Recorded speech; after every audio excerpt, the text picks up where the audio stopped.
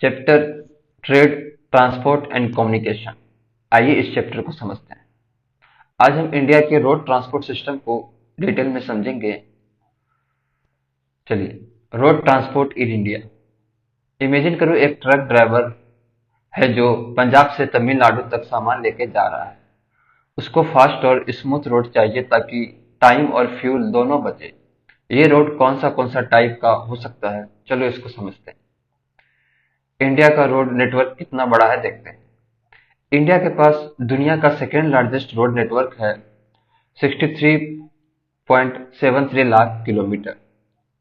ये चार major categories में डिवाइडेड है। First, national highway, 1,44,634 kilometre. State highway, 1,86,908 kilometre. District road, 14% of the total roads. Rural roads, 80% of the total roads. जैसे अगर एक अगर कोई दिल्ली से मुंबई जा रहा है तो वो मोस्टली नेशनल हाईवे यूज करेगा, लेकिन अगर वो गांव तक सामान पहुंचाता है तो वो रूरल रोड और डिस्ट्रिक्ट रोड का यूज करेगा।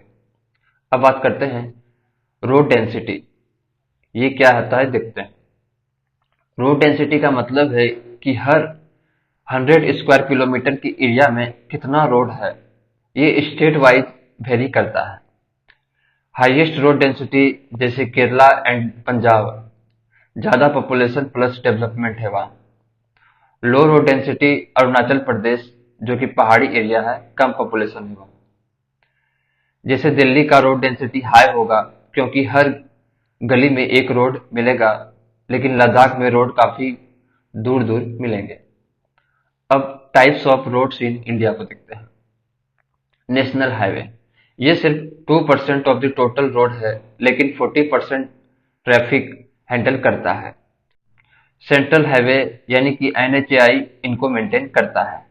जैसे NH44 Srinagar to Kanyakumari India का सबसे लॉन्गेस्ट हाईवे है।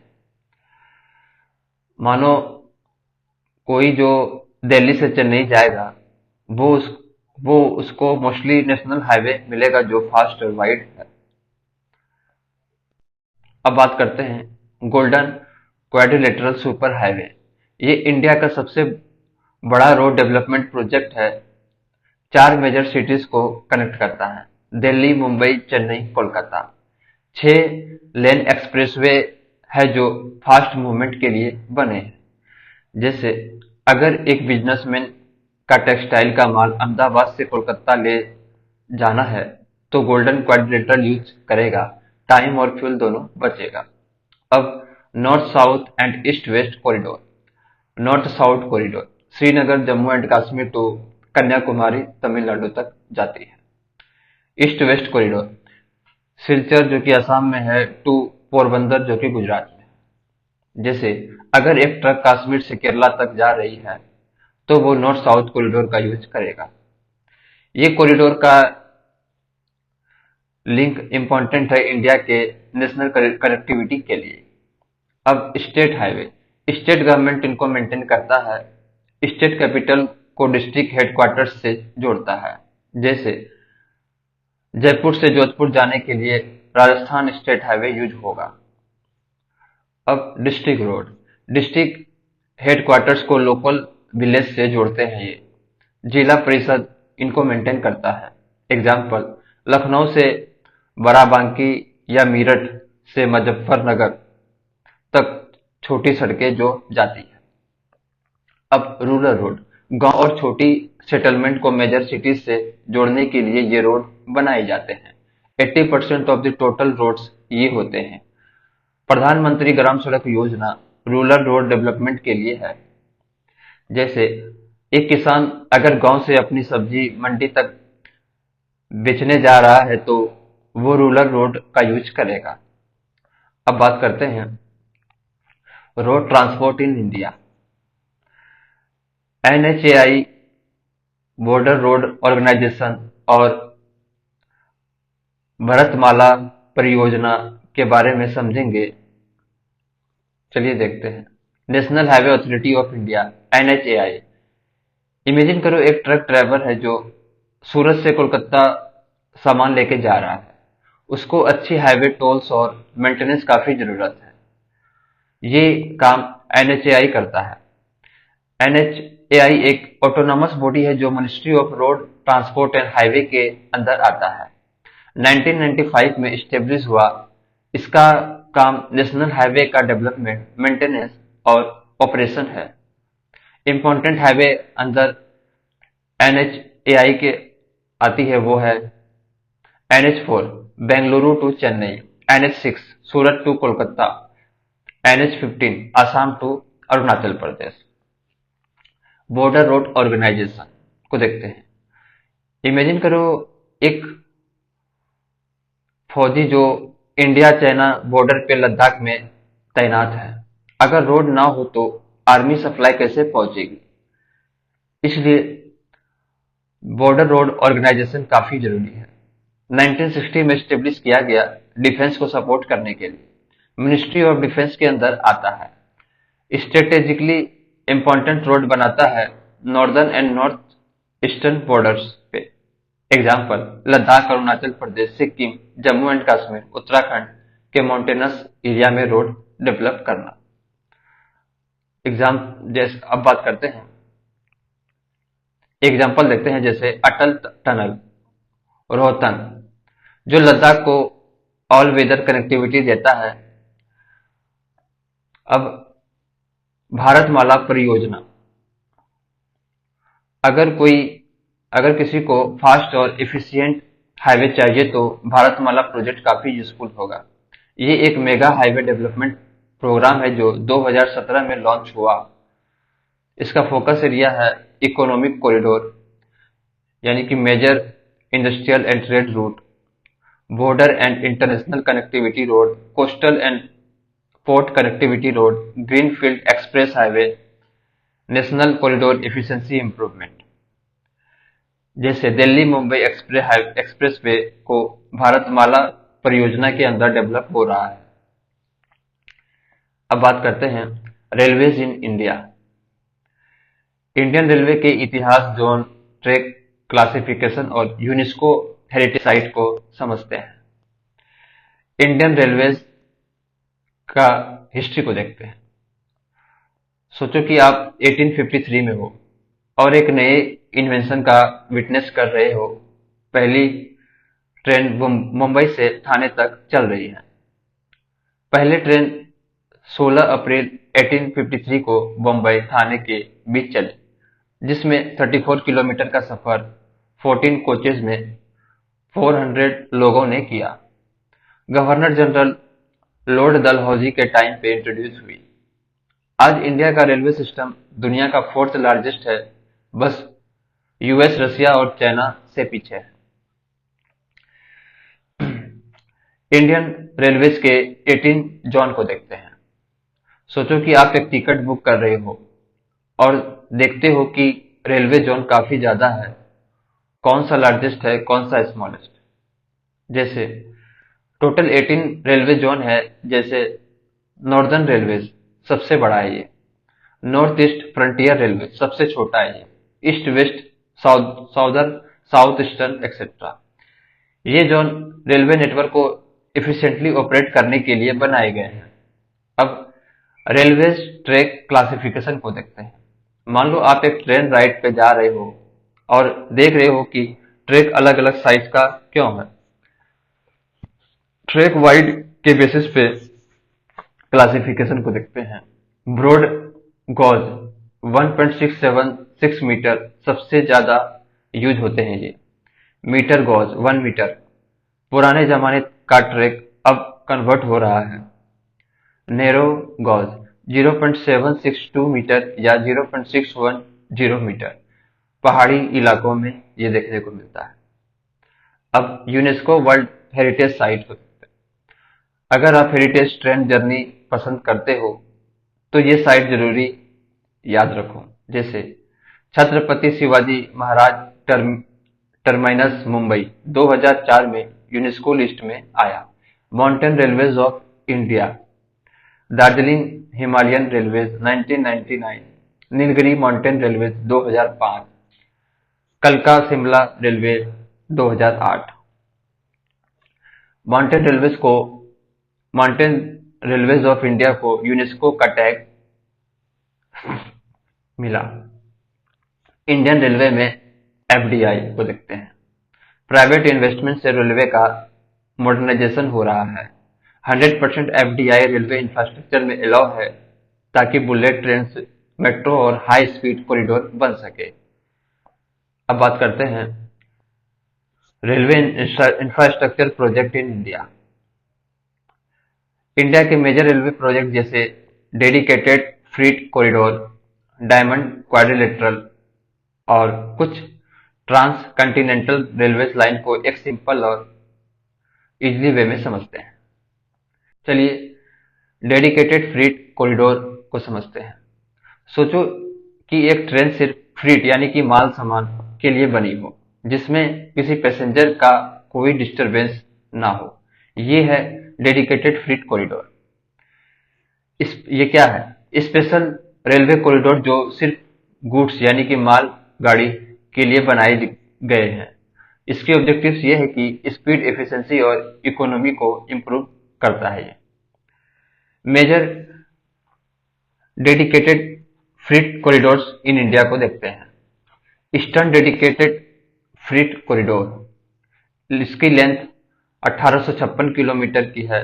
रूट इसमें लुधियाना जो कि पंजाब में है, लुधियाना टू दंकुनी जो कि वेस्ट बंगाल में है। स्टेट कवर्ड करते हैं ये Punjab, Haryana, UP, Bihar, Jharkhand, west Bengal.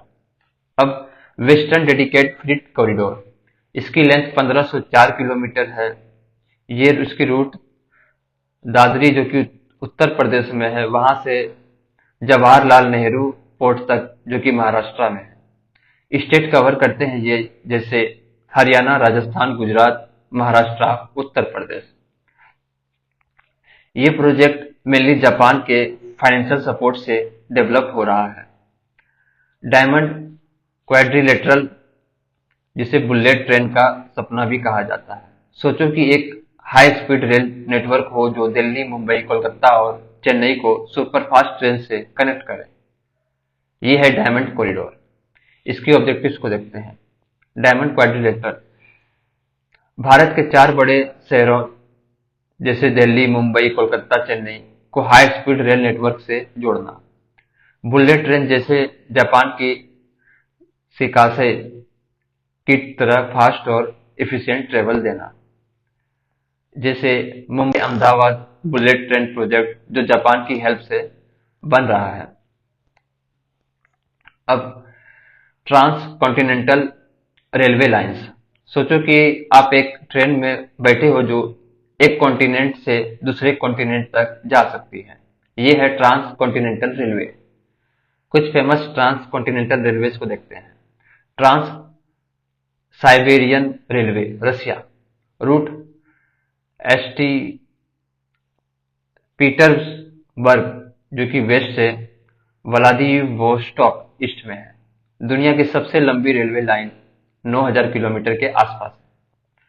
Trans Canadian railways, Canada, route Halifax east to Vancouver west, Canada का ईस्ट और वेस्ट कोस्ट कनेक्ट करता है।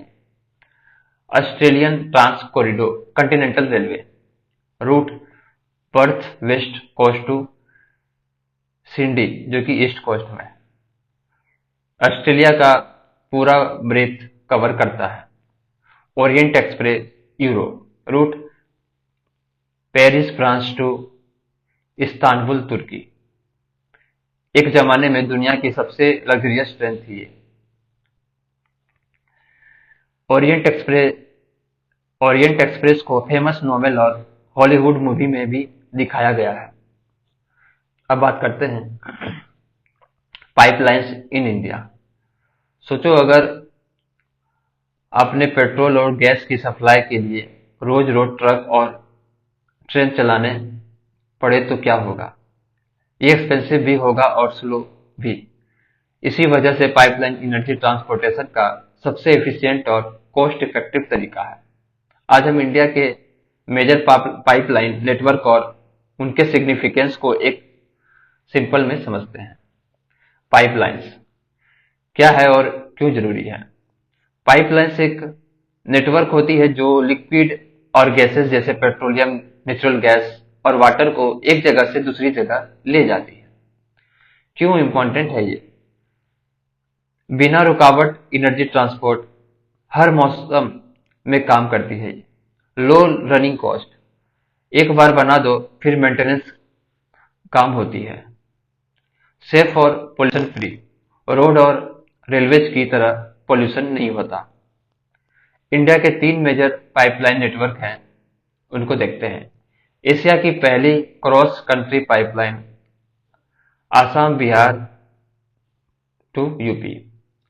इमेजिन करो एक पाइपलाइन जो असम के तेल और गैस को बिहार और यूपी तक ले जाती है। Route Naharkatiya oil field Assam to Barauni refinery Bihar to Kanpur UP. Built by Oil India Limited, start year 1966। North east India के तेल और गैस को इंडस्ट्रियल हब तक पहुंचाता है ये, इसका ये सिग्निफिकेंस है। अब गुजरात से पंजाब तक west to north energy corridor. सोचो कि एक पाइपलाइन गुजरात से कोस्टल ऑयल टर्मिनल से लेकर पंजाब के इंडस्ट्रीज तक एनर्जी सप्लाई करती हो। इसकी रूट है Salaya Gujarat to Viramgam to Mathura to Delhi to Sonipat to Jalandhar Punjab. Petrol और डीजल को इफिशिएंटली नॉर्थ इंडिया तक पहुंचाता है। इसकी सिग्निफिकेंस यह है कि दिल्ली, पंजाब, जम्मू और कश्मीर रीजन के इंडस्ट्रीज और रिफाइनरीज को ऑयल सप्लाई मिलता है। अब HVJ pipeline, India first interstate gas pipeline. ये है भारत की सबसे इंपॉर्टेंट गैस पाइपलाइन जो फर्टिलाइजर और पावर प्लांट को गैस सप्लाई करती है। इसके रूट हैं Hazira Gujarat to Vijaypur Madhya Pradesh to Jagdishpur UP. Start year 1986, constructed by gas authority of India LTD। इसकी पर्पज है मुंबई हाईवे और बेसिन गैस फील्ड से पावर और फर्टिलाइजर प्लांट को गैस सप्लाई करना। इसकी सिग्निफिकेंस यह है कि फर्टिलाइजर प्लांट और पावर इंडस्ट्रीज के लिए energy security, green energy promotion, क्योंकि गैस का पॉल्यूशन डीजल पेट्रोल से कम होता है। अब इंपॉर्टेंट ऑर्गेनाइजेशंस को देखते हैं। Gas authority of India LTD गेल 1984 में बनी, नेचुरल गैस ट्रांसपोर्टेशन, प्रोसेसिंग और मार्केटिंग का काम करती है। ऑयल इंडिया लिमिटेड 1959 में बनी, ये क्रूड ऑयल और नेचुरल गैस के एक्सप्लोरेशन और ट्रांसपोर्टेशन का काम करती है। HVJ पाइपलाइन इंडिया की पहली और सबसे बड़ी नेचुरल गैस पाइपलाइन है। अब बात करते हैं वाटर ट्रांसपोर्ट। सोचो एक समुद्र के किनारे बैठे हो और सामने एक बड़ा शिप दिख रहा है जो दुनिया के कोने कोने से सामान ले जा रहा है। यही है वाटर ट्रांसपोर्ट की पावर। इंडिया के पोर्ट और वाटरवेज दुनिया से हमारी ट्रेड कनेक्टिविटी का एक इम्पोर्टेंट हिस्सा है। आज हम इंडिया के वाटर ट्रांसपोर्ट के बारे में समझेंगे। वाटर ट्रांसपोर्ट क्या है और क्यों जरूरी है? वाटर ट्रांसपोर्ट एक ऐसा सिस्टम है जो रिवर, लेक्स और ओशियन के माध्यम से लोगों और गुड्स का ट्रांसपोर्टेशन करता है। क्यों इंपॉर्टेंट है ये सस्ता और इन्वायरमेंट फ्रेंडली है। रेल और रोड से कम फ्यूल कंज्यूम करता है। बड़े स्केल का ट्रांसपोर्टेशन, एक शिप में हजारों टन का सामान जा सकता है। इंटरनेशनल ट्रेड का बैकबोन, भारत का 95% foreign trade volume water route से होता है। अब वाटर ट्रांसपोर्ट के दो प्रकार होते हैं। First, oceanic water veg. ये वो रूट हैं जो ओशियन में चलते हैं और फॉरेन ट्रेड में यूज होते हैं।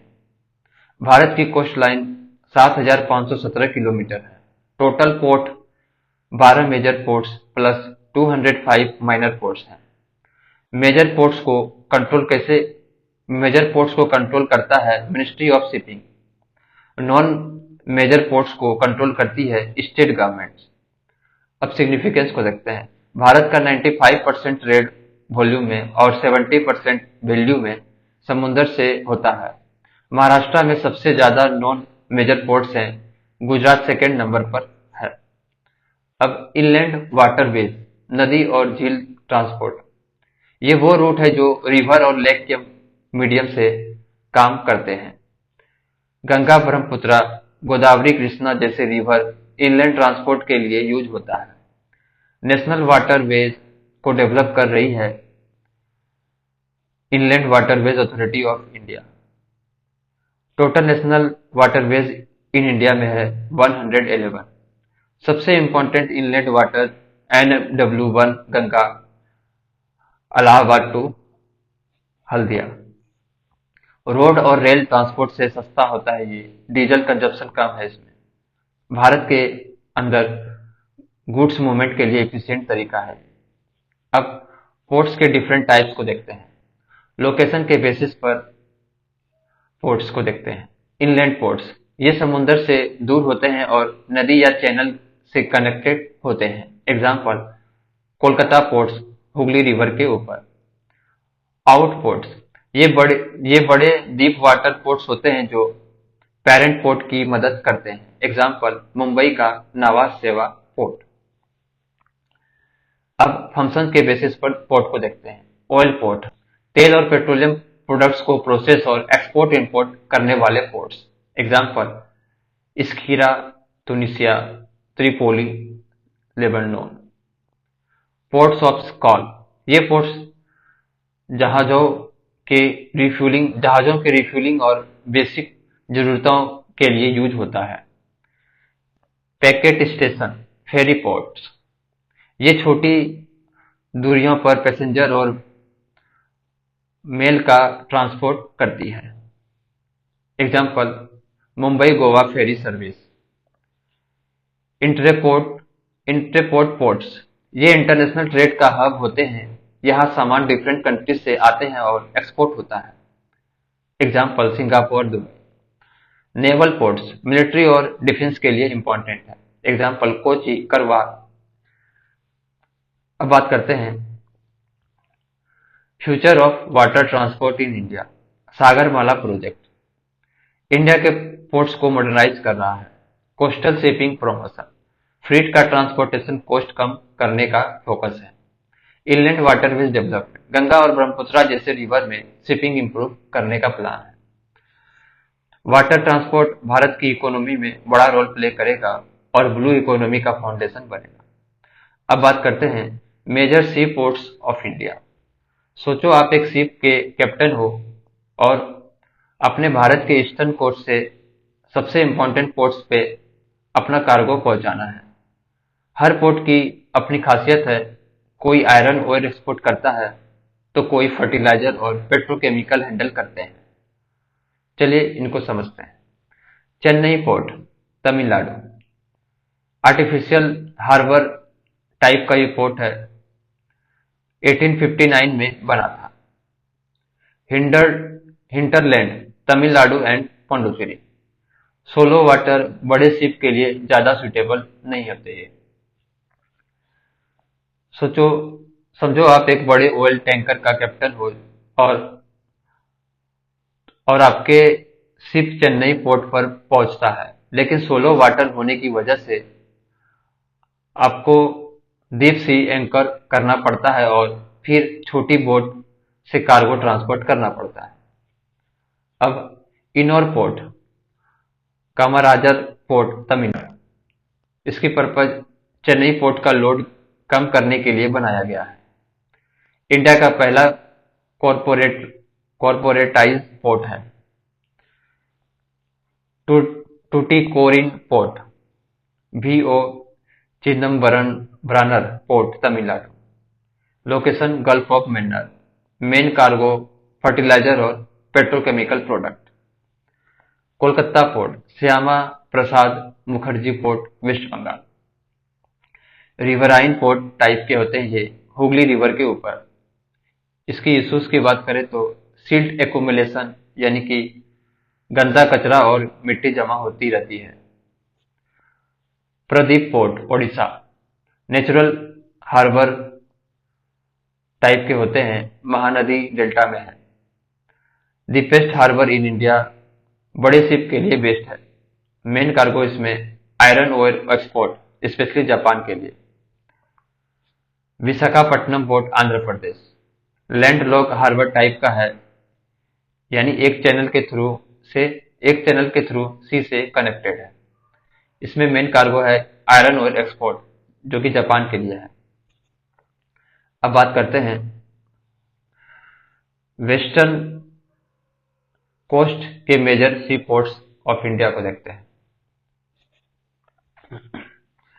Kochi port Kerala natural harbour type के होते हैं। ये लोकेशन वेमानंद कयाल के हेड पे। क्वीन ऑफ अरेबियन सी भी कहा जाता है। Kandla Deendayal port Gujarat first port built after independence. इसका निकनेम है child of partition. Child of partition मतलब क्योंकि पार्टीशन के बाद मुंबई पोर्ट का प्रेशर कम करने के लिए बनाया गया था। टाइडल पोर्ट टाइप है ये, गल्फ ऑफ कच्छ में। लार्जेस्ट कार्गो हैंडलिंग कैपेसिटी है इनकी। अब मुंद्रा पोर्ट गुजरात इंडिया का first private port, largest privately on port है ये, गल्फ ऑफ कच्छ में लोकेटेड है। मैंगलोर पोर्ट कर्नाटका, इसका main cargo iron ore export है, supply from Kudremukh mines. Mormugao ports Goa natural harbour type है ये, जुआरी स्टोरीज के एंट्रेंस पे लोकेटेड है। इसका main cargo iron ore export है। Mumbai port Maharashtra natural harbour type है, बिजिएस्ट पोर्ट इन इंडिया है ये, India's largest oil terminal. Jawaharlal Nehru port trust Nhava Sheva Maharashtra built to reduce pressure on Mumbai port. India का लार्जेस्ट आर्टिफिशियल पोर्ट है ये, largest container port in India. India का पहला operational port based multi product है ये। अब इनलैंड वाटरवेज इन इंडिया को देखते हैं।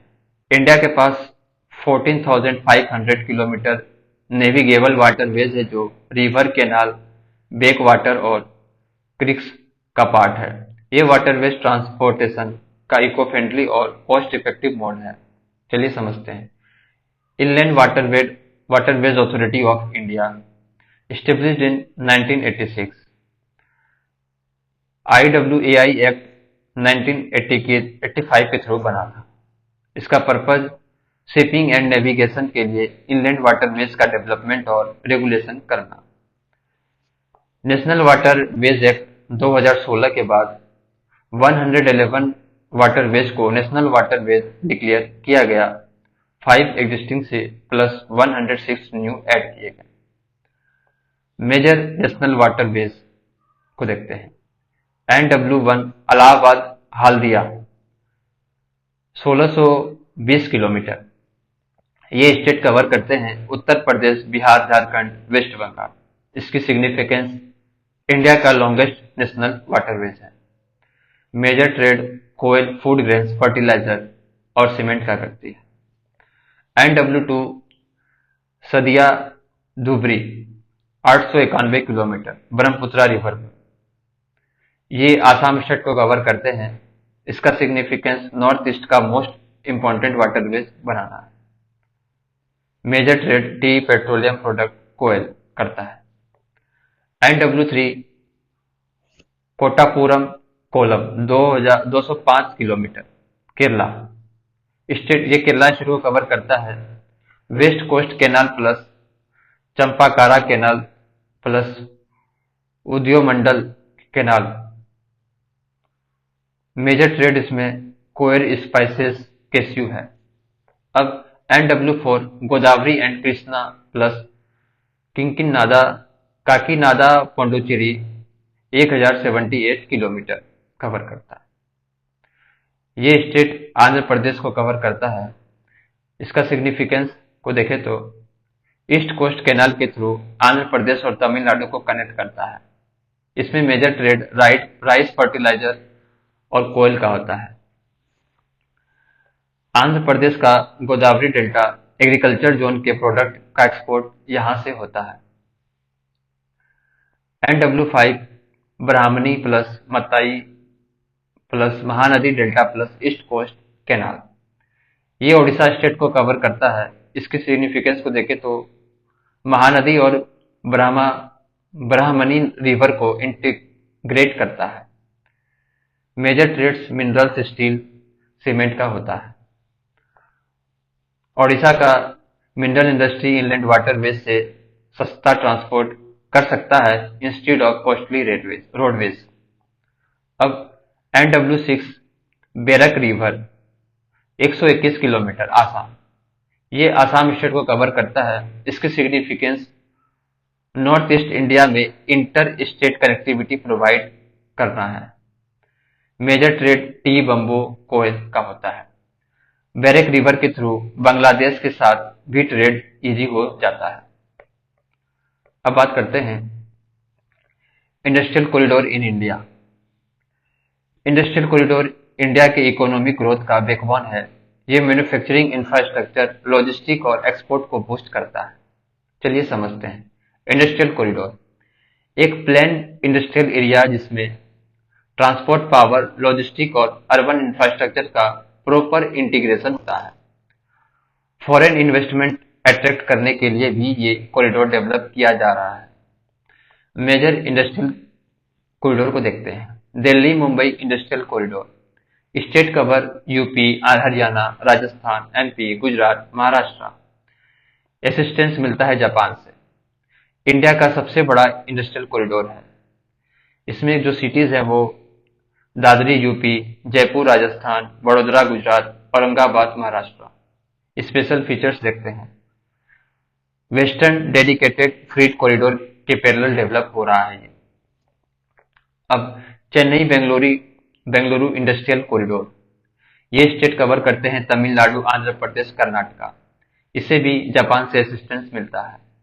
सिग्निफिकेंस ये है, साउदर्न इंडिया का IT एंड मैन्युफैक्चरिंग हब है ये।